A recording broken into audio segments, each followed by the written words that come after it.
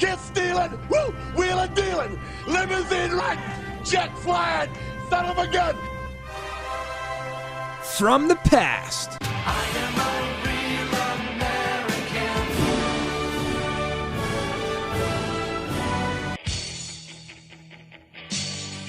To the present.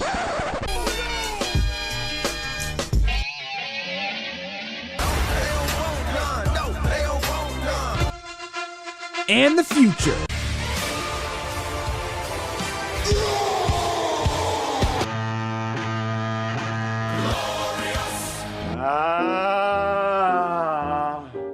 Chair of wheels, more of lawn. Chair of wheels, more of lawn. You are listening to Penn State's only WWE talk show, Marking Out with Jason Marcus and Matt Freiler. And we're back for another semester here live from Innovation Park. Matt Freiler, Ryan Simpson, and Jason Marcus. Marking Out lives on. After last spring, we had a couple of shows that we really had fun doing. It was a work in progress last semester. Now we feel like we're at the point now entering our second semester of the show. Jason did it over the summer, and we're ready to get going, talking about all kinds of professional wrestling. And one of the things that we make sure we want to talk about this year is a lot more stuff outside of WWE, because it's really exciting what's going on in the indies right now. And I'm going to make it a point, because I know you guys for sure follow a lot of indie stuff, that I personally follow more independent wrestling, because it's just awesome what's going on outside of WWE.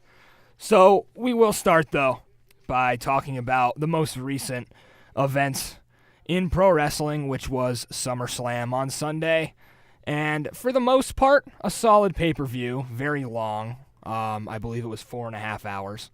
So a long card, a lot of people not included on the card because of the cross-brand. And now both brands competing on the pay-per-view. It was like that always for SummerSlam, but a lot of matches to talk about on the card. And I guess we'll start talking about that main event. So, very strange way to handle things. Roman Reigns and Brock Lesnar, round 4. And obviously everybody knows that Brock is going to leave the WWE. So he loses the match on a pin while Braun Strowman is standing outside the ring with the Money in the Bank briefcase and took a couple chair shots. So you guys, probably saw the match if you're listening at home. So we're not going to recap the whole thing, but we are going to give some opinion on it.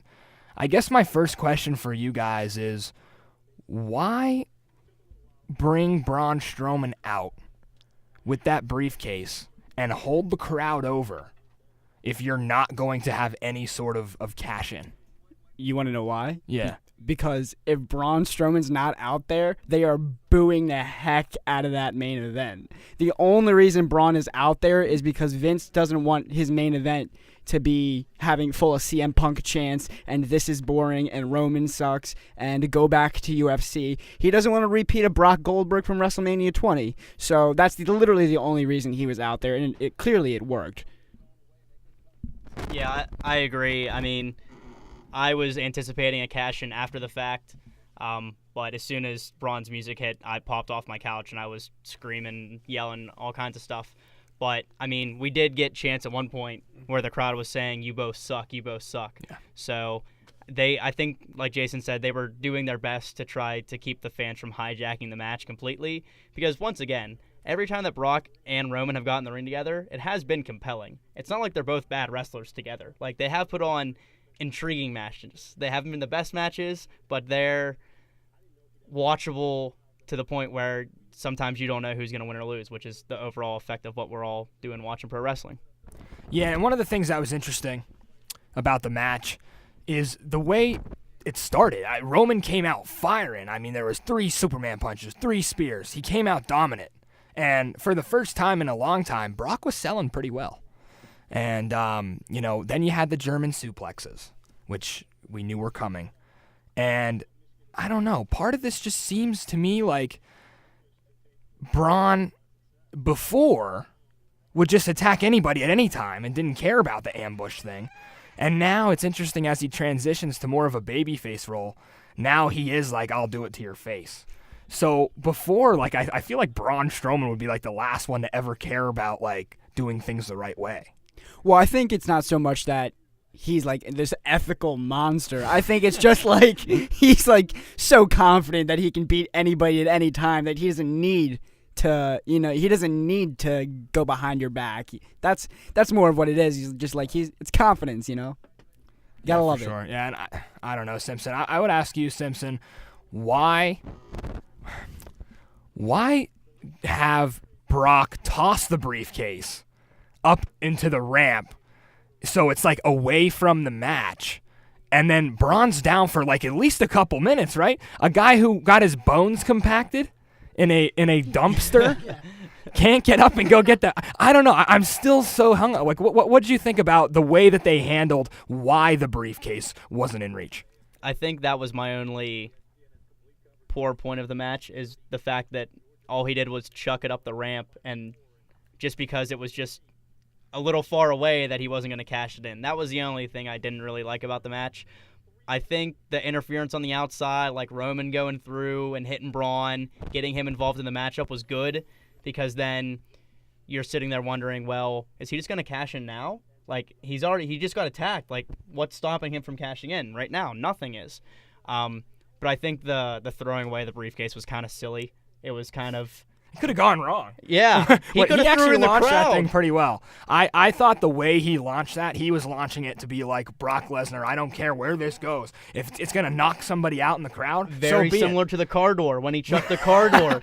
Like, he said, you know what? I'm Brock Lesnar. I'm going to throw this thing. I really don't care where it goes. And it landed in a good spot. I mean, Thankfully, yeah. It took out part of the video, the graphic that they have. But man, he launched that thing, and it interests me how that match was booked. I don't think, and we'll get into more matches that happened during SummerSlam, obviously, but I don't think it was that bad compared to how some of the other matches were booked on the card that I didn't really like.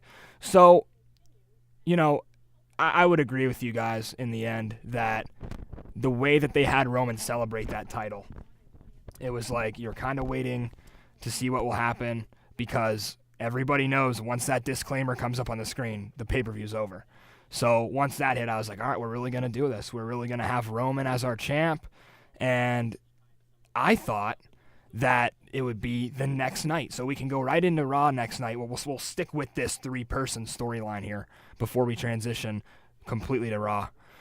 Brock was scheduled to appear. I mean, as much as 3 months ago that came out that his last scheduled appearance was for the Raw after SummerSlam. So what happened? I think it's very possible that it was a work the entire time. Either that or Brock just didn't show up. I mean, it's like any one of us. If you're in a job that you're leaving, sometimes you don't show up for your last day of work because you're not. There's no point.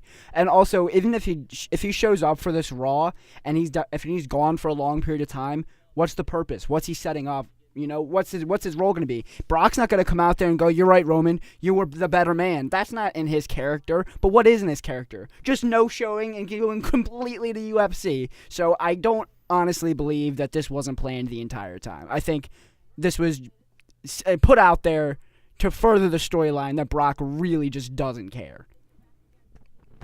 Yeah, I agree. I mean, the report that I read the next night after he no-showed was that he got on a plane right after SummerSlam and just flew home. Because, like he said in the segment on Raw a couple weeks ago with Paul, he said, why would I watch the show? I want to be home on my couch. So I'm sure that's the attitude he had. Night after SummerSlam, he dropped the belt like he was supposed to. He did his duty. What else do we need him for? So he probably just no-showed. I think the only reason Brock would have come on that show is if his final thing was to like F5 Paul Heyman and then go to the UFC to set up that angle if he were to ever come back. Right. But that's the only thing that I could see him doing on that show that made sense for. I mean, he was leaving. Right. What's he gonna do? Yeah, and when SummerSlam ended the way it did, what I expected is a rematch. I expected Brock to, get the rematch the night after, and then you'd have Braun successfully cash in. Obviously, what we'll talk about next is what didn't happen, and that's a successful cash-in. But Braun still has the briefcase because the bell never rang. Right. So Roman calls out Finn right away, opening promo of the show, and Finn gets another shot at the title. that he won first out of anybody in the WWE and had to vacate and has not really had much of a shot at it for the past 2 years. So what do you guys think about Roman and Finn in the ring? And do you like how they kind of positioned the way the Shield was able to dominate Braun Strowman the way they were when he tried to cash in? Well, coming off of Finn's SummerSlam match with Constable Baron Corbin, I thought Finn looked really good in that match. I thought he looked back to form where he was when he was being pushed to the main event. So I was definitely excited to see him the next night really solidify almost that push that it looks like they're going to try and give him here. I thought the match that he had with Roman was great. Predictable finish, but I'm okay with the finish. So I'm just happy to see Finn in such a high spot. As far as the Shield's re-debut, I also really love it. I think it makes a lot of sense. They tried to do it in TLC, which is almost 8 months ago at this point. Obviously, Roman got hurt, and then Dean got hurt, and it never really happened. So they've been wanting to do this for a long time. And Roman has never been more popular than when he was in the Shield. And the ultimate goal of Vince right now is to do anything in his power to get Roman over as his top babyface. So it makes all the sense in the world right now to me. I was talking to a buddy of mine. His name's Joe, and Joe and I were discussing this Shield reunion. And him and I have the idea that's opposite of what you just said, Jason. Okay. We think that they should go full-on old-school Shield, and they should just be absolute monster heels. Seth already has the IC belt. Mm-hmm. Roman and Dean, or Seth and Dean, should win the tag belts, and Roman holds the Universal title. Hold every belt on Raw. Mm-hmm. Run the show. Be the Hounds of Justice. If you say that everything goes through you, have everybody literally have to go through you for a belt. And they could just dominate, and they would probably get cheered, honestly, because we're in this era where bad guys get cheered and good guys get booed. So, honestly, I wouldn't be mad at that. I would think that'd be pretty cool, because Roman's getting cheered either way, technically whether he's heel or babyface. And if the program is that they're going to push the Shield dominating anyway, which I think that's what they're going for, that's the best way to do it. It's not to have all babyface. And Dean is in an interesting position here because he's now back, and what belt is there? Like, if Seth has the IC title, I mean, they're not really going to be in the tag picture anymore. Right. So he's just kind of there to help out. I mean, he's not.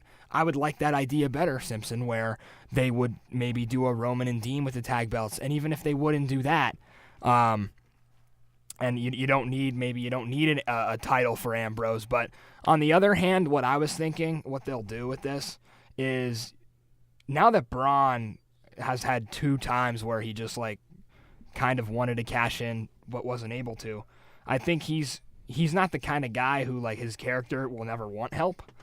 But I think what this is setting up is a Wyatt family reunion. I completely agree, Matt. I think it makes all the sense in the world. Obviously, we're going to talk a little bit later about the state of the SmackDown tag team titles, but if you follow any of the dirt sheets and the backstage news, you know that it's looking like Luke Harper might need a new partner in the coming weeks. Obviously, Matt Hardy is also on the shelf, so Bray Wyatt needs a new partner. I think there's a built-in storyline there with the Shield versus the Wyatt family, with Roman and Braun being the new faces of their respective stables. And I'd be excited to see that, because we haven't seen that since their really first run individually as a faction. So I think and for what it's worth, all 6 of those guys were at the peak of their popularity when they were in, except for maybe Braun Strowman. He's definitely more popular than he was when he was originally with the Wyatt family. Mm-hmm. But they were all very successful when they were in those factions. So it makes a lot of sense. Dating back to, the Elimination Chamber matches in 2014. But what I'll go into the first break with is that, as much as the WWE Universe had a problem with Brock Lesnar being a part-time champion and never showing up and the title only getting defended once every 3 months, what Brock and Paul Heyman did bring is instant credibility to whoever stepped in the ring.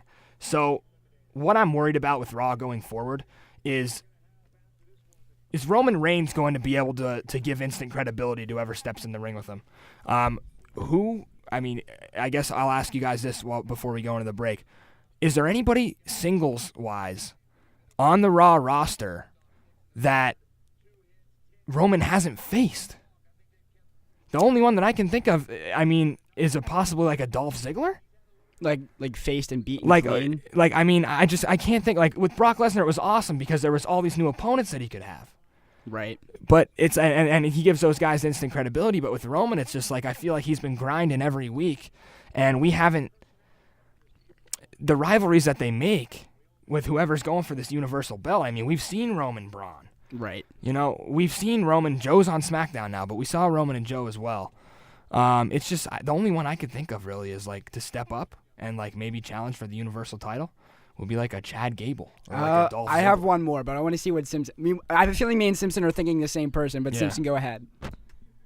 I want Drew McIntyre to There go it after. is. Yeah, okay. Because Very true. Yep, I'm forgetting because him. if he goes after the belt, even if he loses in a title match, he can go to Dolph and say, "Guess what? I'm better than you. Do you see the match I just put on?" Mm-hmm. And that can help further their story. And who knows? Maybe if he like has a screwy finish or Dolph helps him win the belt, and then Drew can say, "Well, you're nothing now. I don't need you. Look at me. I'm the champ." And that could possibly further things. But I think Drew McIntyre could be a guy. I apologize, Drew, for forgetting you. You're totally right. And was that who you were thinking? Oh, absolutely. Yeah. I'm so glad he said that, and we're on the same page. Yeah, because yeah, here you guys answered the question. That is somebody that Roman has yet to face, and we know it'd be awesome. 100% that management's behind him. He's got the Oh, for look. sure. He's got the in-ring ability. They put He him in can a qualifying match. I forget who was in it. It was like a fatal four-way to decide who was going to be like the number one contender. And he's never been WWE champion. So I think it's a matter of time before he gets the top belt. I think for if you sure. had to place your bet right now as to, other than maybe Braun because he's got the briefcase, who's the guy who beats Roman for the title, I think Drew's your top bet. Right. All right, well, that's going to lead us into our first break here on Marking Out. When we come back, we're going to talk about more of the SummerSlam card, break it down. This is Marking Out on Com Radio.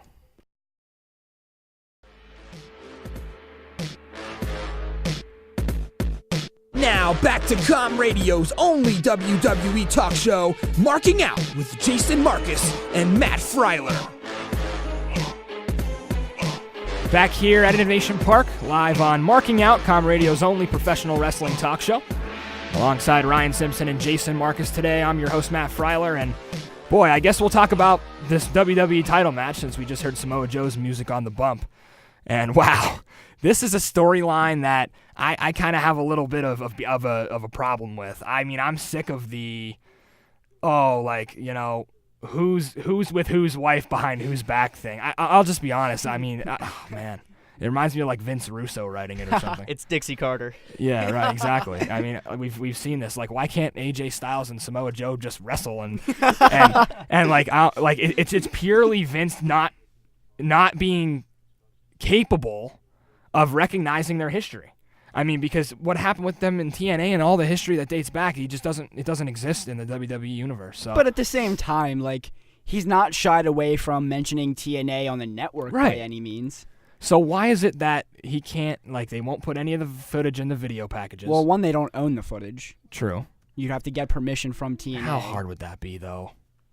They use photographs from them all the time in video Right. packages, but they don't have actual video clips. Yeah. Right, but when they do that, it says credit TNA Wrestling or Impact Wrestling or whatever you want to call it. You can't just.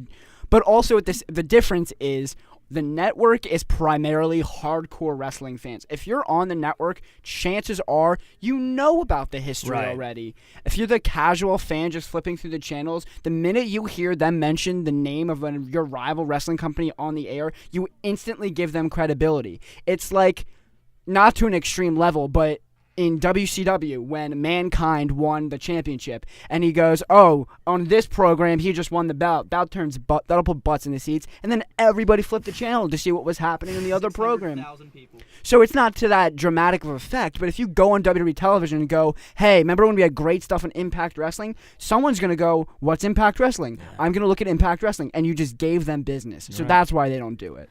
You're right, and that's a really good point because one of the things that I read was, if you are that casual WWE fan who might tune in for WrestleMania, SummerSlam, and Survivor Series and the Big Four, you're gonna sit there and say I don't know this storyline because I only watch WWE. Right. And you're gonna try to research and track down where it came from. So outside of that, I understand that, but I don't know. I just think these two in ring are good enough without this. I mean, I I get it. It's funny. I laughed when Samoa Joe said, Daddy's coming home, or however he worded it. But I don't know. What are your guys' thoughts on this storyline? Does it feel forced to you? Do you like it? And do you think that the DQ finish is the right way to hand this WWE Championship match? Well, I'm going to go by saying it doesn't feel forced, the storyline, because the guys have done it before, sadly. So it's kind of natural to them at this point, which is really sad to say, going over what we just said about TNA. But I really didn't like the DQ finish. Like, I saw the finish, and I jaw dropped, hit the floor. I was just so confused because they were having such an incredible match, arguably the match of the night. And it's a Big Four pay-per-view, second biggest show of the year behind Mania, maybe third behind Night After Mania. But you're going to end it with a DQ? I was just so confused because usually the Big Four is where we get clean-cut winners. We get clear end of storylines. And now, obviously, after SummerSlam, we get the advertisement that it's going to be at Hell in a Cell next month. But I just wish they wouldn't have done it that way. Like, I understand him freaking out, grabbing the chair because he's talking to his family. But personally, I thought they could have done it a different way. And I will add before you say anything, Jason, that these, like you said, these Big Four pay-per-views are supposed to be the end-all, be-all. It's the end goal. We saw at WrestleMania DQ finish with Styles and Nakamura. So, why are we using these Big Four pay-per-views to build Hell in a Cell? Like, I don't know, Jason, what do you think about this, and how do you feel about the finish? I actually don't mind it, to be completely honest with you. I think it's different for WWE. We may have seen it in other companies before, but there's really, in recent memory anyway, there haven't been a whole lot of real psychological storylines. There are a lot of gimmicky stuff, and yeah, you can make the argument that this is pretty gimmicky too, but I mean, Samoa Joe's promos are good, right? And is anyone going to argue that he's not good on the mic? He's a great heel. Top heel. We haven't seen this side of AJ Styles, and so now it's character development, right? We're seeing Joe get under Styles' skin, something we haven't been able to see before. Yeah, I would have liked to see them have a clean match, but realistically, if it ends clean, it ends one of two ways. Either AJ wins clean and the feud's over right there, because how do you continue that feud if Joe just loses clean? Or Joe wins clean, chokes out AJ Styles in the middle of the ring. Yeah, that makes Joe look like a monster heel, and I think that would be half the way you go. But to me, what this says is that they're not ready to take the belt off AJ. And I've said this on the podcast before, and I know it's kind of a stupid reason, but he is the cover superstar for 2K19. But tell me what title did Rollins hold last year? I don't remember him ever having a title during that promotion of that game. I'm not saying you have to hold a title if you're the cover superstar, but I'm saying if you're the cover superstar, you need to be the forefront of storylines. And I think Simpson's backing me up on this one. I have 2 points. So I agree that he's the guy. I agree that they want him to hold the belt for the duration of the promotion of the video game. But he easily could have lost it at SummerSlam by getting choked out by Joe, and the next month for Hell in a Cell say, you know what, I wasn't myself. My head's clear now. I'm going into this match. I want my title back. And then you have him win it right back. But the reason they don't do that, which is my third point, is the fact that I think they're going to have him break CM Punk's record for longest reigning WWE champion. Wow. Because Brock broke the record for longest modern champion, but not WWE champion. Right. So I think AJ is going to be the guy to break that. Yeah, that's a good point. They really are going to try and do everything they can to erase CM Punk from the history books. Yeah, I mean, AJ Lee, too. we're one step in already with, Brock breaking the modern record just for the belt that existed, that is a top belt, but not the original belt. Right. And I don't know, what's AJ at? I mean, he's held the title. I think he just broke 300 days. Yeah, it's got to be over 300 days as of right now. Wow. But overall, I mean, I'm excited for the rematch at Hell in a Cell. I think it's going to be a much better match than they had at SummerSlam. And these are not even arguably, these are the top two guys on SmackDown, bar none. I don't think it's even close. So this promo is the right, this program is the right one that needs to be happening right now. Yeah, it's a questionable end to a big pay-per-view, but at the end of the day, I'm not too upset about it because there's a reason behind it. It's not like they just did it to did it. They did it to build a character for AJ. Yeah, and for as excited as everybody was in the build-up to Mania for Styles and Nakamura and how it was a dream match, I think this program will actually do better. I actually am more excited about AJ Styles and Samoa Joe. It's nothing against Shinsuke. He's still got a belt and he's still got some work to do in his own program, but I'm more excited about this because to have Samoa Joe come to SmackDown, this is why you do it. I mean, that's it. And also the fact that we got AJ Styles versus Samoa Joe at WWE SummerSlam was incredible. Like, when Joe came over and when AJ came over, when Shinsuke came over, it was such a huge deal because these are guys that we never would have thought would be in WWE. And now we had a program between Styles and Nakamura, and now we're getting a program between Styles and Joe in WWE. And as wrestling fans, that's something that we should be excited for because they have the chemistry, they have the history. It's going to be great wrestling. At the end of the day, if the storyline isn't going to get you to continue watching, the pure skill and talent of them in the ring is going to get you to tune in every week and see what the other one does to keep the feud going. Yeah. And Jason, I'll get your thoughts on this. So Samoa Joe's been sold to us as a top dominant heel who cuts very short and sweet promos. I'm going to choke you out. Basically, I'm going to kill you, and you're going to like it. Like, you're not going to do anything about it. Like, I just put people to sleep. Right. So why are we forcing Samoa Joe in this rivalry to be like a Miz or Dolph Ziggler type of heel where you're like taking shots at his wife and family, like, and you're trying to be funny? Like, I think Samoa Joe's more of just a dominant heel, and I don't like that. I don't like this storyline. It feels forced to me. I think it's bad booking. We've seen it before, and I think you need a different way to go at this, but I have to stop complaining about it, I guess, because I'm going to get it anyway. Yeah. It's like they're going to go forward. Wendy's going to be there. Who knows? Maybe his sons will show up now instead of just his daughter, and they'll be involved somehow. But I don't know. I just think they're good enough together without this freaking wife crap. Yeah, and I don't think there's much more really left to say on this. I mean, what else would you? So you'd rather Joe just not really speak at all and just kind of go beat him up? I love when Joe cuts those like minute promos where he's just dominant and he's just like a really bad dude who's just gonna choke you out, and he don't have to say anything at all about like this kind of stuff that the Miz or Dolph or any of these other heels that get into that would do. Here's another thing that I really hated when Joe was hurt is he's just like showing up on the pre-show and doing pre-show panels. Like, dude, you're a huge heel. Why are you doing this? Like, he was on the pre-show for SummerSlam again, and I was just sitting there questioning, like, you're this huge heel. You talk for 30 seconds, 45 seconds, and do your thing, and you don't need all this extra stuff like Miz or Dolph do so well. It's the same thing with Braun. Exactly. What if Braun went out in a rivalry with Roman and said, who's your daddy, or daddy's... you're Braun Strowman. Like, you don't do that. Like, you have capability to do that. Like, you could be funny, but that's not how your character is set up. Is get these hands much different, though? You know what I mean? Like, that's funny. Like, yeah, I mean, it's different because it sells merch. Yeah, but it's funny. It's funny in like it's funny in a way where like you're not necessarily like laughing at him. Like when like the Miz or Dolph Ziggler or any of these like show off heels cut these promos, you expect it. Right. Because that's their character. With Samoa Joe, it just feels like forced. Like, wow. But I'll just deal with it, I guess. Yep. But we'll move on now. Let's talk about Ronda Rousey. Let's do it. Wow.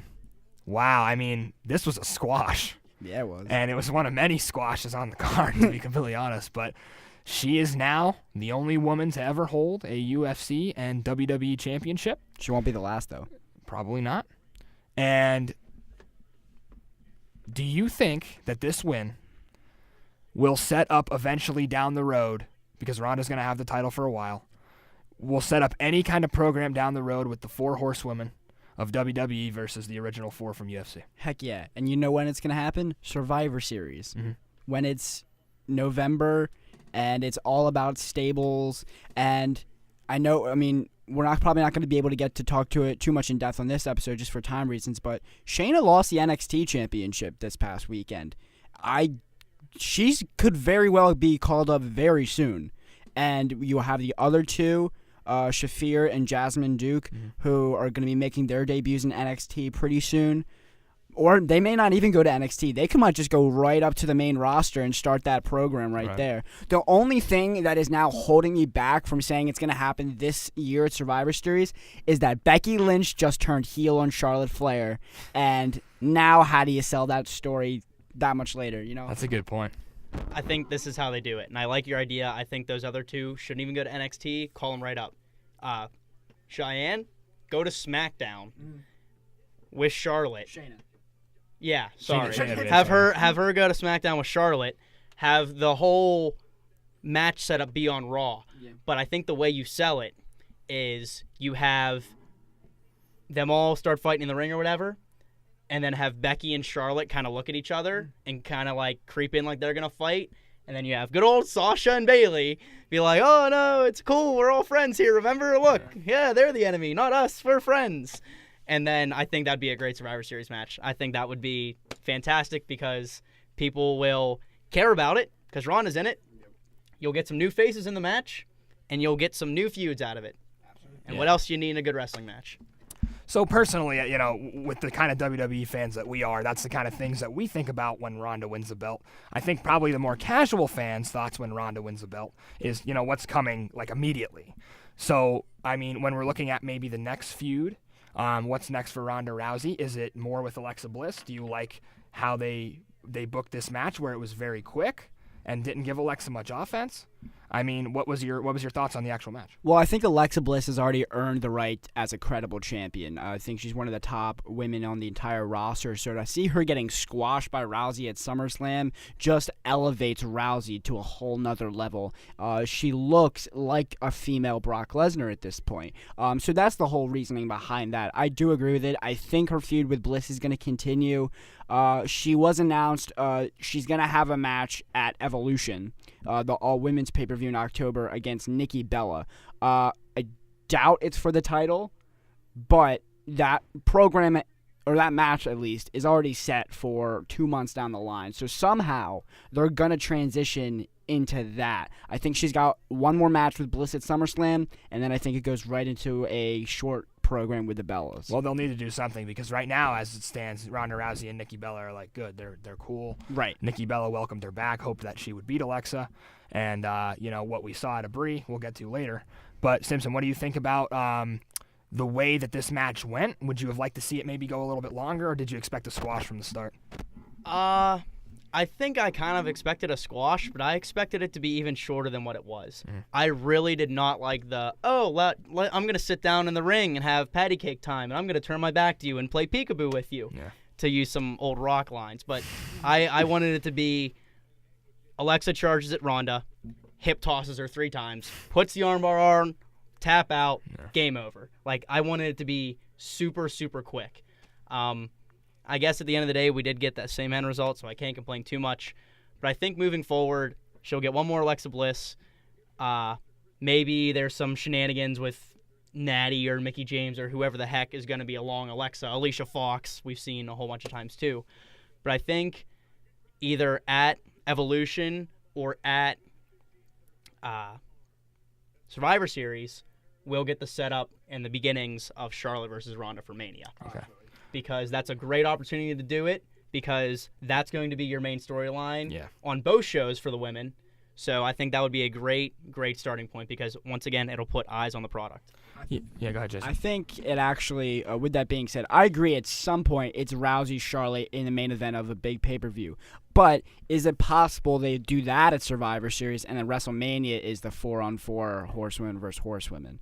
I think, obviously, stipulation-wise, it makes more sense for Survivor Series, but if you're, storyline-wise, are they going to be ready by then? You know what I mean? Because that's a quick turnaround. Survivor Series is not that far away. I would say as fans, I think we've gotten pretty good at figuring out right after WrestleMania what's your next year main event. I think that everybody knew it was going to be Brock and Roman last year, and now after WrestleMania ended, everyone's like, it's Charlotte and Ronda. All right, Matt, what's the main event of WrestleMania this year? Charlotte and Ronda. Okay, what about for the WWE Championship? Or no, I'm just saying main event like that. I don't know. I don't know, but I'm saying just the main event. I agree. The last match on the show will be Charlotte and Ronda. That's just my guess. But let me ask you guys one more question before I carry you into the break. Triple H comes out and cuts this massive promo about Evolution, and he's also talking about what are they calling this? The Super Showdown. Super Showdown, where he's going to face the Undertaker. So when he's cutting this promo, he's like talking so highly about Ronda Rousey and all that she's done and what is kayfabe gone? Like, are we just like not recognizing that they just had a massive rivalry and like Triple H talked all this crap about her? Like, is that gone now? Absolutely, because the Undertaker has an Instagram account. Kayfabe is definitely no more. Yeah. I watched a video today on YouTube of Braun Strowman hitting dingers with the New York Fire Department and Police Department. Kayfabe is gone. It's done. It's absolutely gone. Well, yeah, when you have Braun in an episode of Riding Log talking about the places I pooped at, and you're right. No, I see Trips come out and he's like. I'm like, you're supposed to hate her. Like, she just destroyed you and your wife at WrestleMania. In fairness to Triple H, though, he is either a face or a heel, depending on what show he's on and what he's trying to do. So, if this was on a Wednesday night, we're not even questioning the fact that it's a face promo. Right. But I guess it's weird that he was on Raw and doing it. But I understand completely what you're saying. Yeah, I don't know. I think it's stupid. Yeah, I mean, I don't know. It just seems weird to me. But we'll take that into our next break. When we come back, we'll get into more of the matches that happened during SummerSlam. I'll ask these guys what their favorite match on the card was. Don't go anywhere. This is Marking Out on Com Radio.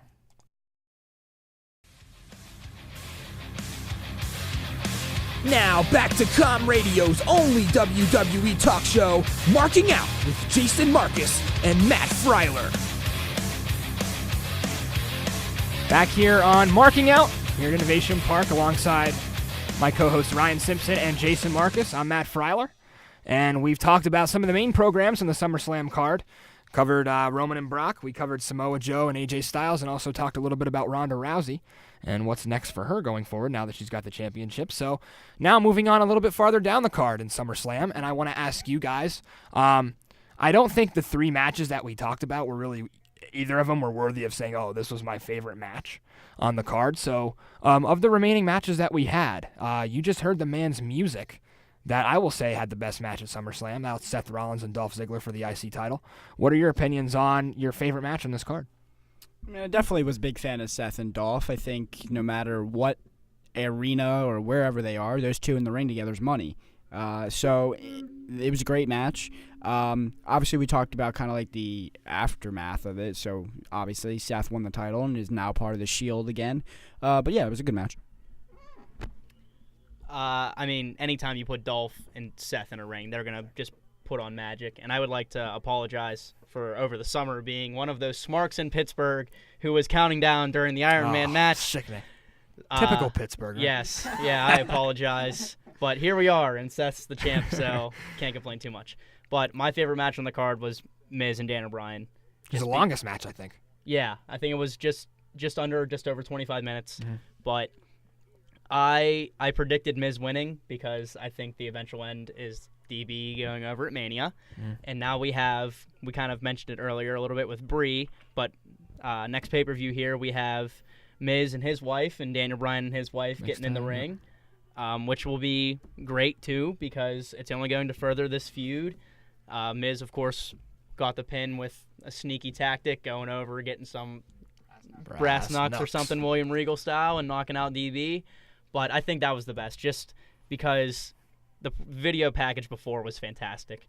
There's a playlist that my one buddy set up on YouTube that is just all these promo packages. And as soon as we all saw that one, we said this is getting added to the list because the amount of content and the amount of history, like they built it 8 years in the making because it is 8 years in the making. They've had their little disputes here and there, but this is the first time we were getting that match at a big pay-per-view.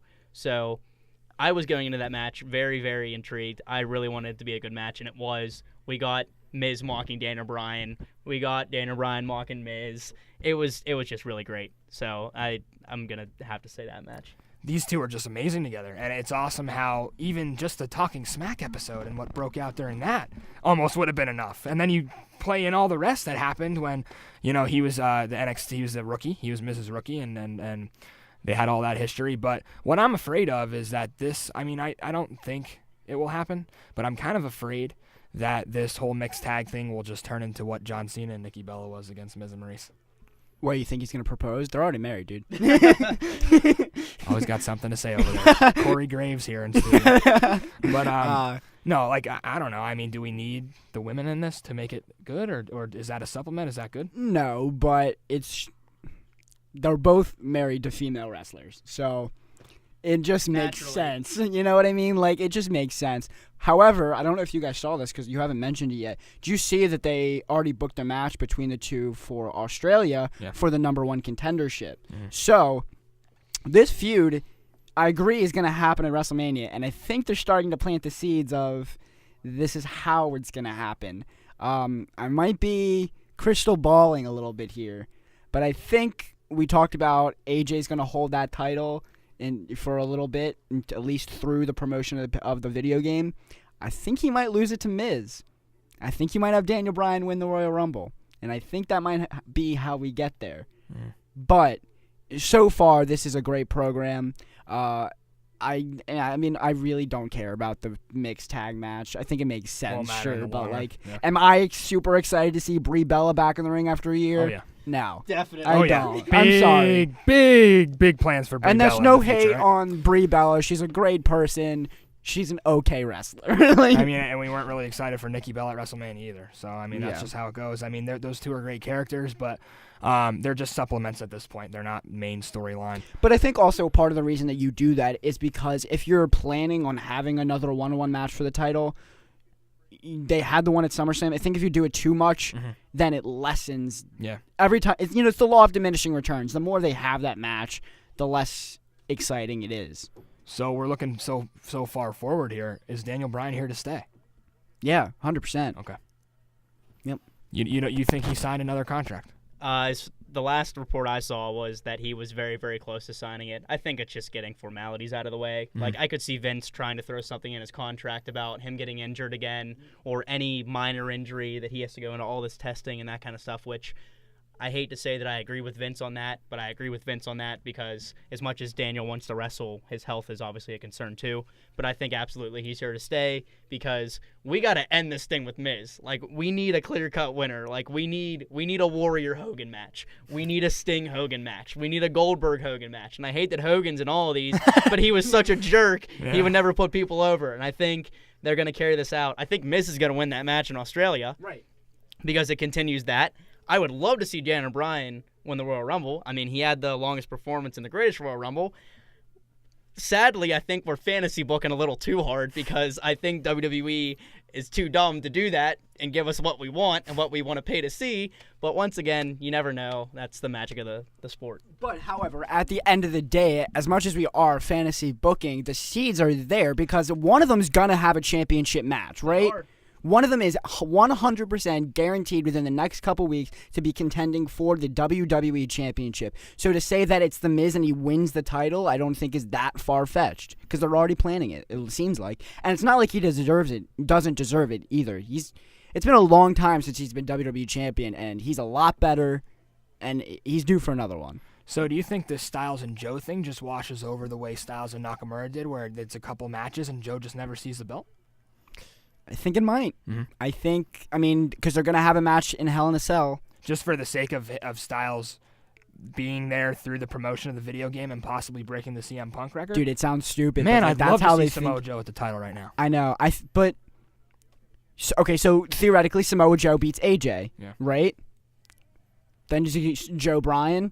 So maybe it's the other way around. Maybe Bryan then beats Joe for the title, and Miz wins the Royal Rumble. Right. Okay, I see where you're going with that. So it could go either way. Yeah. So actually, because Simpson just brought Hogan up, that's been the only thing that I want to ask. What's up with these NWO teasers? Yo, it's crazy. I saw that on Twitter and lost my mind. It's because nuts. he had some tweet and it was like October 26th. It's gonna revolutionize something, brother HH.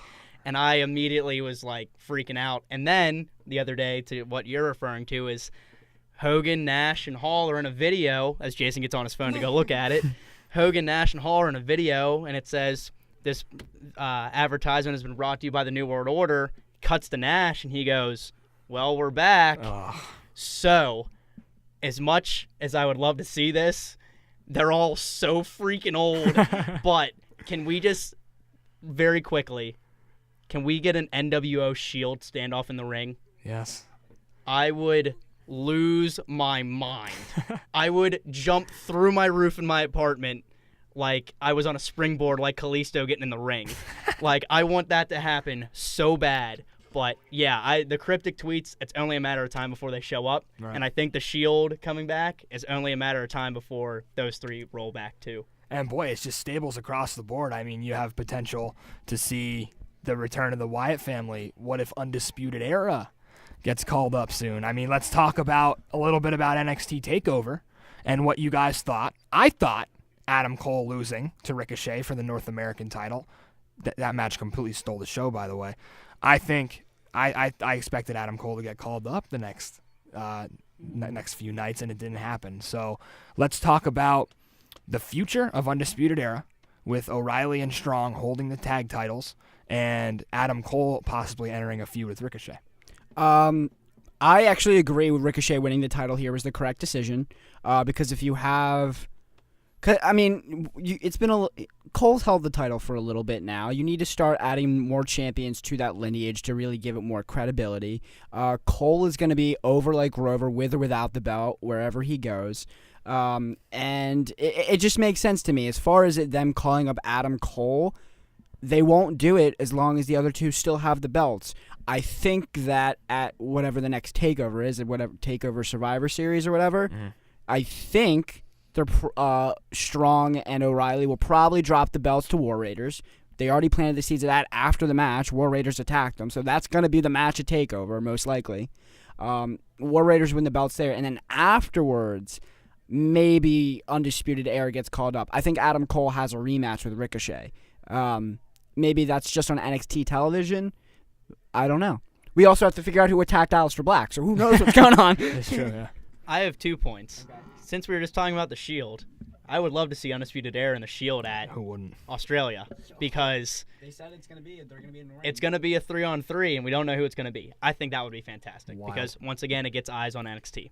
Second point, what do we, just once again, fantasy book and throwing it out there, what do we think about during Adam Cole and Ricochet's rematch if Roddy comes out and screws Adam Cole out of Undisputed Era and takes full leadership so that way Cole can get called up, Roddy assumes leadership, and those three stay down in NXT. Yeah, that's actually really good.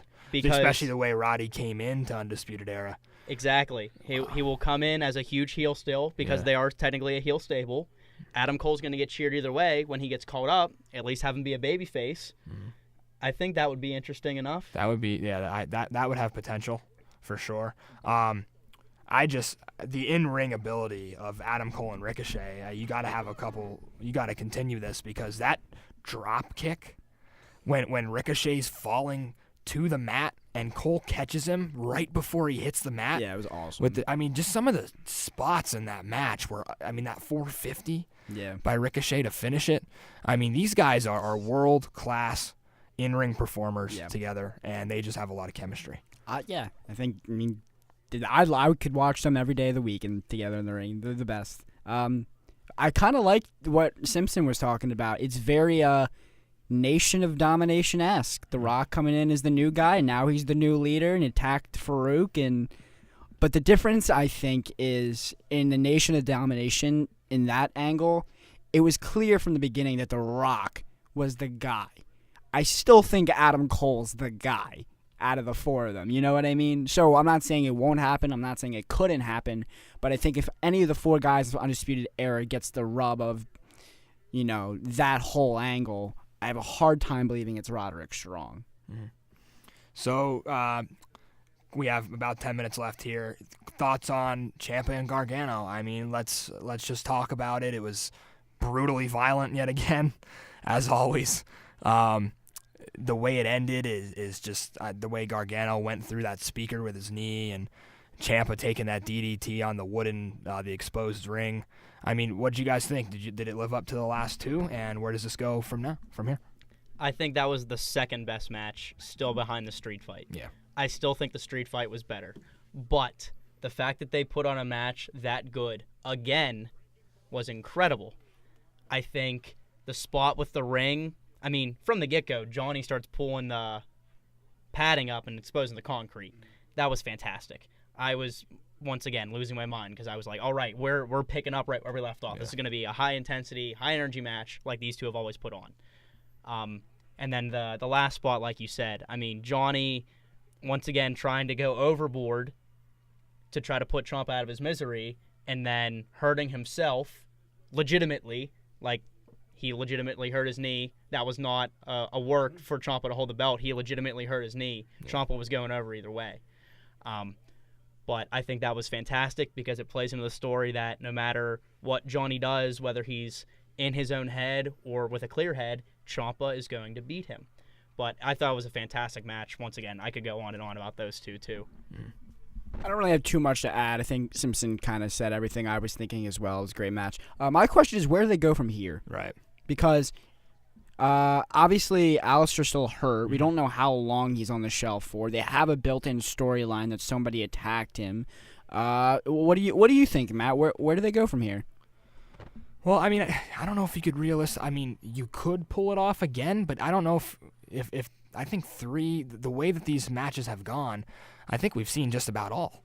I mean, we've seen it all from these two, and it's going to be interesting. I guess the main question would be, how does Aleister Black play back into this? Because obviously he's going to have his title shot when he comes back, and how long will these two juggle the belts back and forth? I don't know. It's really tough to say right now. I mean, I think Ciampa, as the champ right now, is pretty dominant, and I would say that I don't really expect any other like random singles competitors to come up and insert themselves before Aleister Black would. I don't know.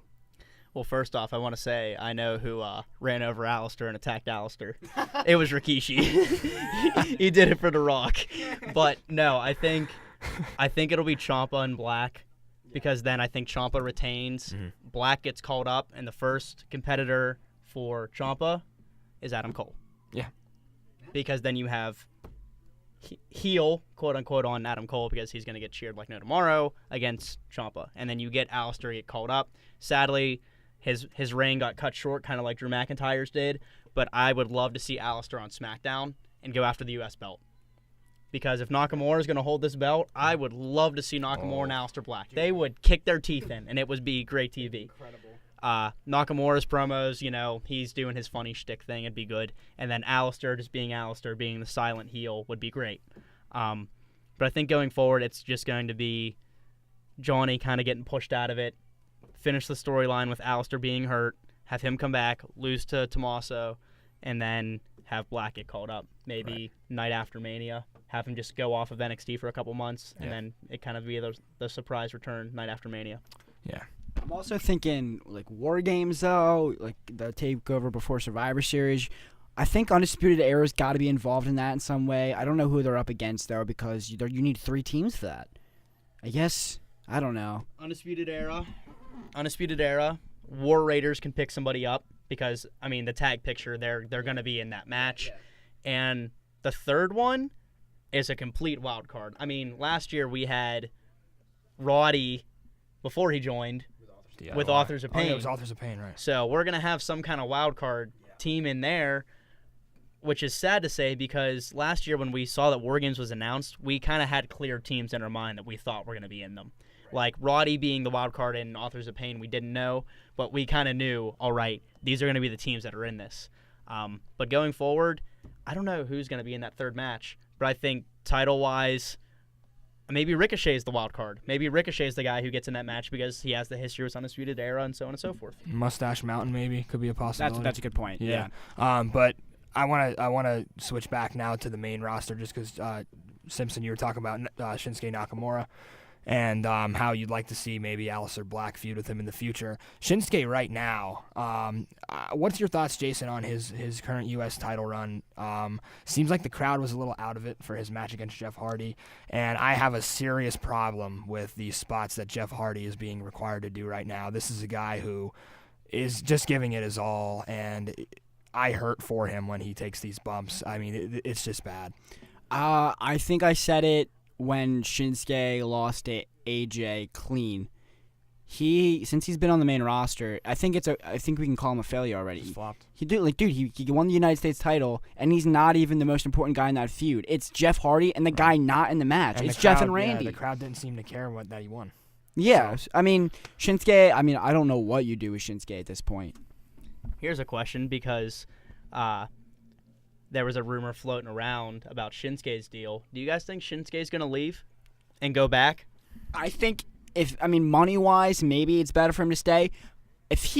Depends on what his values are. If he cares about being a top guy, he should go back to New Japan, because this is proven he's not falling fast. He's not getting a push here anytime soon. Management is not behind him enough, and he's not. I mean, he was great in NXT, but that's because NXT is a makeshift independent scene where they just care about good in-ring performance. Shinsuke has a hard time connecting through promos. He's a hard time in stories, and maybe that's creative's fault, but I would love to see him go back to New Japan Pro Wrestling. Not that I don't like seeing Shinsuke in the WWE, but just for him, he's got nothing here. I mean, think about it. It's pretty much the whole cycle. He comes in as a babyface.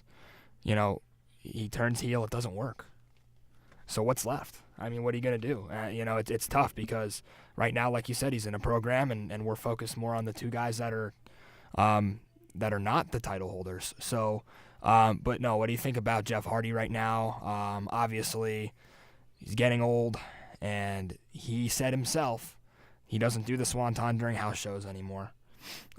He only keeps his main moves for TV. Do you think Jeff has much left in the tank? I don't think so. Ideally, I would like to see him just lose clean to Randy at Hell in a Cell and be done with it for at least a couple of years.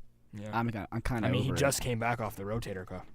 I think with Matt and Jeff both kind of being at this crossroads, I saw something with Matt's wife getting interviewed by Mark Henry, and she said that his deal's up in March. I think because they came back at Mania, I think Matt will kind of drift away a little bit. Maybe Jeff will drift away a little bit. They'll have one last WrestleMania match. They're not going to win or anything. It's not going to be that fairy tale. But I think they'll go out at Mania because they both deserve it. Matt's pelvis and his back are fusing together. Jeff's doing swantons on ring aprons, like on the hardest part, quote-unquote, hardest part of the mat. He's doing them through tables still. The guy's 41 years old. They both have families. They have wives. Mm-hmm. They need to start taking care of themselves. Yeah, and Jeff Hardy, it's just for him, it's such a passion for him, and it's just he never wants to stop flying. That's just what it is. He's a high flyer, and he always will be that kind of guy, and he probably is scared of what will happen to himself if he stops wrestling, because we've seen when he's not wrestling, some of the things that could happen. It's really his livelihood. And but Matt, right now, obviously said his farewell to Bray Wyatt. That came out, and he's posting on Instagram every day all these pictures with fans and constantly, teasing out his retirement. And then he gets asked about it. Are you retiring? No, I'm just kind of going away from the ring for a while, and I want to reflect and say thank you to everybody who's helped me in the journey. But Matt Hardy is good enough. Is good enough to be in a role where he is just creative. And he's making absolutely. things, and he's doing work behind the scenes and on television for whoever. Really whoever. Yeah, I think that's the best role for him. Yeah, for sure. So Jeff always has said, since he wasn't around for the last deletion, that he would like to do a match at the Hardy compound, which could be interesting as well. But with just a few minutes left here, the last thing that we'll talk about is something that we've mentioned a little bit by talking about Ronda, but we didn't really get into it, is Charlotte and Becky. Did you like the match? And do you think Becky will be a successful heel? I'm going to say I did not like the match because they built Becky to be this huge babyface, only to turn her, which, yes, that is something that we have seen before, but I think out of anybody in that match, Charlotte is obviously the heel. Yeah, I agree. She is absolutely the heel. So why do you turn somebody else to... Yes, you're doing it for a reaction to see if the crowd still cares, which is not the way or the reasoning you should turn somebody. You should do it because it makes sense character-wise and stuff like that. You don't build Becky up the entire time to be this huge babyface on SmackDown just for her to turn on SummerSlam. Right. That just didn't make logical sense to me. I figured that would be Charlotte turning, and then maybe Becky goes up to her, just like happened, and say, "Oh, congratulations, you won." And then Charlotte go, "I'm Charlotte Flair. Of course I won." Mm-hmm. And then that be her heel because that's her. That works. That's her. That's how she gets to what she wants to be. That's what her dad did for 40 decades. Yeah. Guy's 900. Ugh. But I wasn't a fan of that match. I like the Raw women's picture better than the SmackDown. And then look what happens on SmackDown. She comes out and cuts a promo and starts dissing the crowd and trying to get heat, and it's like, oh, Becky, like, you're forcing this. Like, this is not, like, your crowd's still cheering you. And it's like the Braun Strowman effect where he was trying to get heat from the crowd, and it didn't matter. You just cheer him anyway. So it's tough. I don't like it. I would have liked to see Becky just win the title and continue on and turn Charlotte. Or like what you said, Simpson, with Charlotte winning the title, even if they would have said, turned her heel. But what do you think, Jason, on this match and Becky going forward? The match itself, I was indifferent on. I mean, there were three of them. The three of them, well, okay, two of them and Carmella. The two of them are good wrestlers. I'm not a Carmella fan. Mm-hmm. It was an okay match. Becky, I think we were good. I would think the crowd was excited to see Becky turn just for the sake of it was unexpected. But other than that, like I was kind of telling Simpson, she got a massive babyface pop on SmackDown for weeks leading up to this. So that's the reaction she wants. Why mess with something, why fix something that it's not broken, Right. And yeah, exactly. Charlotte is a great heel. I don't know. It doesn't really make sense to me, and I have a hard time believing that this ends with them putting Becky Lynch over Charlotte for the title. I just don't see that happening. So what's this going to happen? She's going to turn heel and then flop it, and then she's in a worse position than she was. Yeah. I saw a tweet that said Asuka or catering is not ready for Asuka. Yeah. I mean, here we are. We were just talking about it with Shinsuke. Did Asuka flop? Yeah. Main roster, yeah. But I would argue, though, that Asuka's flop has not a lot to do with Asuka itself. I think Shinsuke has just a really hard time getting over with the main roster crowd. Asuka was over, and then she lost to Carmella twice. And it was the worst finish I've ever seen. Once again, being that I was at Extreme Rules for that shark cage match with Ellsworth, I was sitting there with my buddies, and I would say there was only one other diehard fan like I was. And we saw the finish of the match, and we just turned and looked at each other and just were like, you know what? Of course they did that. How dumb of us to think that they were going to do it right. Yes, exactly. No, of course she's going to run into the shark cage and lose to Carmella. Come on now. And she hasn't done anything since, and it's really, her losing at WrestleMania to Charlotte was the worst thing they could have done for her.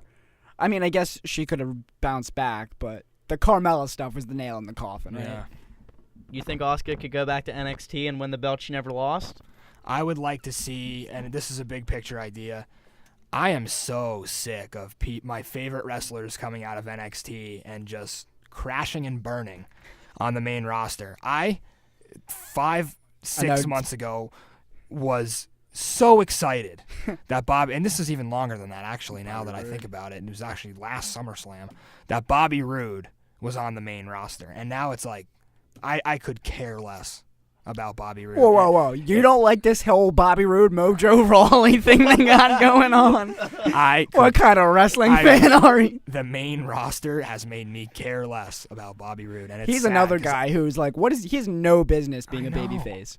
I know, and I would like to see the evolution of NXT, and hopefully Triple H would get behind this, turn into its own brand with its own end goals, and it just kind of be this third show where it's not all about getting called up and having your career. But isn't it already?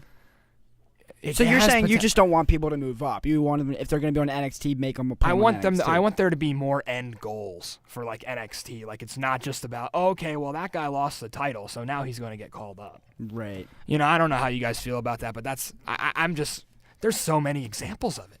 And here's a future one that I really do not want it to happen, but you bring up a great point with the trend of people coming up from NXT and flopping. Velveteen Dream, right? Call me up, Vince on the tights. Vince on his trunks. Once again, from what I saw, Vince did not know about that, and Triple H did not know about it. So Triple H got a nice angry phone call from Vince. But I think he is going to be the next guy to come up and fall right on his face. He's going to be in matches with Titus Worldwide before you can say See, Worldwide. See, I actually disagree. I think, and I know that Well, okay, but hear me out, though. A couple months ago, I said the same thing about Ty Dillinger, and none of you guys believe me. All right? And, like, I know when someone's not... Velveteen Dream, his charisma is something that I haven't seen in a while. He reminds me... Obviously, it's a very different character, but as far as promo ability... and very early Bray Wyatt from them. It's something we haven't. It's different. We haven't seen it before, and no matter what he's saying, he's so good and he's so in character that, and he's phenomenal in the ring. Oh, yeah. Dude, he got the biggest endorsement. He got one from The Rock and John Cena. Like, I have a hard time believing, and he's 22, and he's a homegrown WWE talent. I have a hard time believing he's not pushed to the moon when he gets up there. Ty Dillinger, he was unbelievable. Who is he going to be? What is his finisher? Tell me. I don't know. It was a good one-off for the Royal Rumble, though. That was a lot of fun. Yeah, but my point is, I actually think Velveteen Dream does very well for himself. See, and the reason I disagree is that I think Velveteen Dream's character is such a specific niche audience for him to get that kind of character over. If I showed my dad, who's been a wrestling fan since the beginning of time, Velveteen Dream, he would have so many words about Velveteen Dream and what he was, because yes, it's different, but it is so strange that a casual fan like my dad, who only tunes in, I don't think my dad would care. I don't think many people would care about Velveteen Dream. And, I mean, the majority of the people who watch NXT who get behind these characters are our age. We understand what they're trying to get across. The casual fan who attends Raw and SmackDown, if it comes to your show, to your town, I don't think they would care about Velveteen Dream. They would say, what is this freak doing out here wearing crazy outfits and pants doing on TV right now? I mean, I kind of get that, but I mean, we've seen countless examples over the years of very similar characters. I mean, like, this is probably the comparison he gets the most, but Goldust was over right away on the main roster, and it's a very similar character. It's just different granted, at the time when Goldust debuted, what his shtick was so controversial, which was the reason that he got so much attention. Velveteen Dream isn't really controversial, he's just different. But at the same time, I think the core difference between the NXT audience and the main roster audience, and Simpson's got a lot of really good points, but I also think in the main roster, they are more storyline and character driven, whereas in NXT, it's just all about being a really good in-ring worker, which is why that disconnect happens, because Ty Dillinger is a good in-ring competitor, but he's got no personality, which is the reason he flops on the main roster. The thing that Dream has is he's got both, which I think is why he can be successful. Like, I don't know, maybe I'm wrong, maybe he does end up like Tyler Breeze, but I think he'll be okay. Well, we'll have to see how that works out with Velveteen Dream. Call him up, Vince. If and when he does get called up. So, the nice thing about the first week here, guys, is no one's here to kick us out. We're 10 minutes over, but I do have one more question. I don't really want to touch too much on the Raw and SmackDown tag divisions right now because I think they're both like dumpster fires. I like it. I mean, you don't like the B team, go. Go. I mean, it's sick. Now Rowan's hurt for SmackDown tag division. Now we don't really get much in that. New Day, like what? The B Team's first entrance theme was so good, and they changed it to be a joke. Yeah. But yeah, New Day wins the titles back. Whip-de-doo. I thought that was going to happen at SummerSlam. Yeah. You thought it was going to happen at Mania. Yeah, I thought they were going to break up at Mania, but going back to SummerSlam quickly, and then we'll talk about whatever you were going to bring up, is I only mispredicted 2 matches at SummerSlam. That is the best I've ever done on a pay-per-view. And some of them, I was just completely baffled that I got them right. Like, I wanted to be wrong. I didn't want it to be that predictable. Well, as big of a Balor fan as you are, did you expect a Demon? Absolutely not. And I love that they brought it back. Once again, along with the Ronda match, I wanted to be more of a squash. I don't like that Baron got to go to the outside and kind of take a chill pill for a second. I wanted to be Sling Blade, stomp in the corner, coup de grace, 1, 2, 3. Should Finn Balor ever lose as the Demon? Because he hasn't. Yeah, he has. In NXT, he has. Okay. But main roster, we haven't seen him lose. Should he lose? Eventually, yes. To who? Once again, if they built Bray to be the character that he once was, I would like to see Finn Bray full force because we were gonna have it. Yeah. But then Bray got sick, and that's when we he's had replaced with AJ Finn. Is it black and white, though, that you know when Finn is not the demon, example at WrestleMania, that he's going to lose? Ooh, see. Not the demon, he's gonna lose. No. No, because I mean he still has one when he's not the demon, Right. which is what I guess is a good thing about the demon is that the casual fan and the main roster fan has only seen the demon 3 times, Right. 4 times. So yeah, even that. Okay, so the very first pay-per-view match against Rollins, that was 1. What was in between that and this one on the main roster? There was another one. I'm blanking on it. There was. There was? Because he wasn't Yes. versus AJ. He only brings it out for big matches. He hasn't been. AJ. He was Yeah. not the demon versus AJ. Pretty sure he was. I don't think so. We'll have to get our Yeah. in-house producer. But point is, he hasn't been the demon on the main roster enough to really solidify that character, I think. Right. Okay. Well, here's the last question I'll ask you guys. SmackDown signed a deal with Fox. October 2019. SmackDown won't be on USA Network anymore. It'll be on Fox. Best way to word this, I guess, would be, are we going to see the end of the brand split soon? No, I don't think so. Why? Why? Because they're on different networks? No, I would just think that what I expect for SmackDown signing with Fox is that Fox is going to want whoever, not just SmackDown brand. They're going to want the entire roster to be able to perform on, is it going to be Tuesdays or Fridays?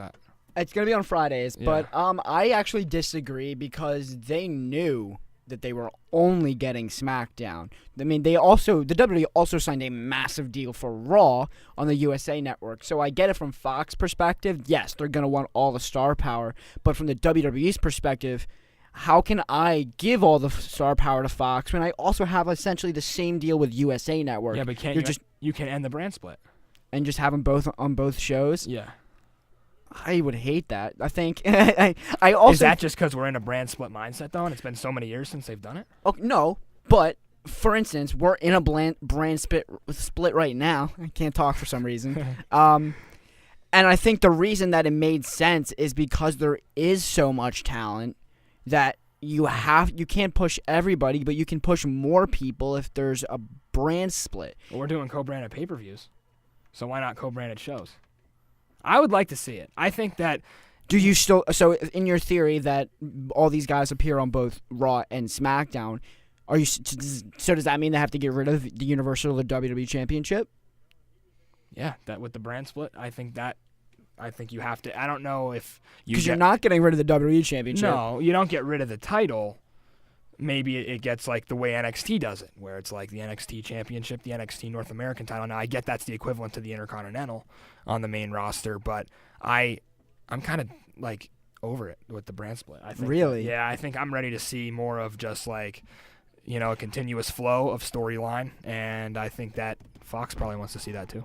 I think I agree on both sides. I can't full on say that I hate the brand split and I want it to go back, and I also agree with what you're saying with Fox, and I agree with what you're saying in USA. I think it's very much of the contracts that they signed and what kind of talent they kind of detail that they would be willing to show. But I agree that I think I want a shakeup or something because, as we alluded earlier, Roman has nobody to face on Raw. AJ is running out of people on SmackDown. If we combine these rosters, everything is refreshed. We have all new U.S. title pictures. Guys like Ty Dillinger, maybe they get a title for once. Intercontinental title gets changed up.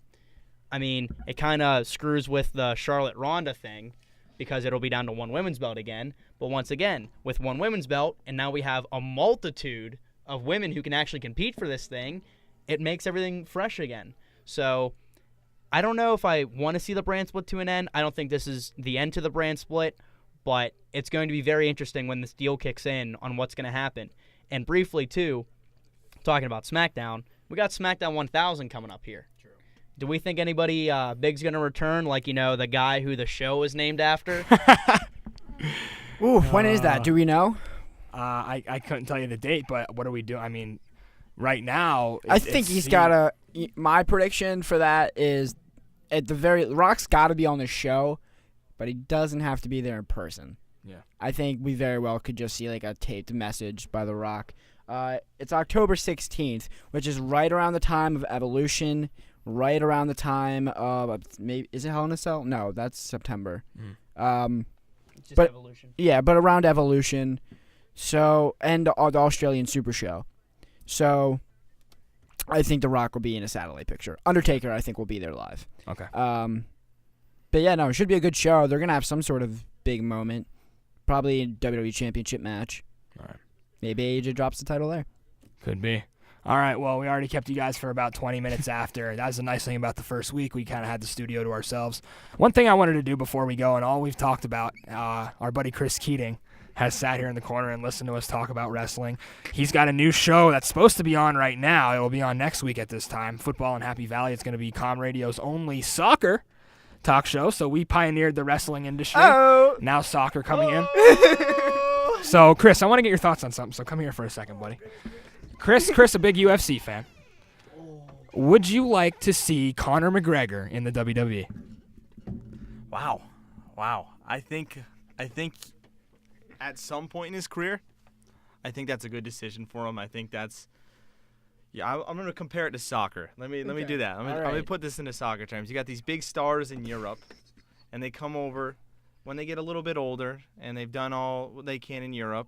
Or they get kicked in the face three times. They get kicked in the face, and then they come over to America where they go to the MLS. Now, I'm not comparing the WWE as a retirement league. Right. Don't get me wrong. But I think Conor is in the prime of his career. I mean, maybe just edging past that. So maybe down the line, seeing him in the WWE, I mean, he has the personality for it. Like, don't get me wrong. Like, Conor McGregor literally could tell me he's going to show up at the BJC, and I'm not going to know what he's going to do. I'm going to go and buy a ticket. Conor McGregor's there. Right. So I see down the line, yes, and I'd like to see it, but I still think he has a lot to do in the UFC and give that and focus all his attention to that. But down the line, I expect to see Conor McGregor in the WWE at some point in his career. That's a hot take. Hey, hold on, Jason. The reason that I asked Chris that is because he doesn't pay attention to WWE, and us three are a bunch of marks, and we could talk about that for an hour, but we're not going to. Okay. So thank you for tuning in to Marking Out, our first episode of the semester. Maybe later on in the semester we'll talk about Conor McGregor possibly coming to WWE. I think it'd be the perfect marriage. But thank you to all our listeners again. We're back for another semester. Thank you, and we'll see you next Wednesday, 7-8. On Com Radio for Ryan Simpson and Jason Marcus, I'm your host, Matt Freiler.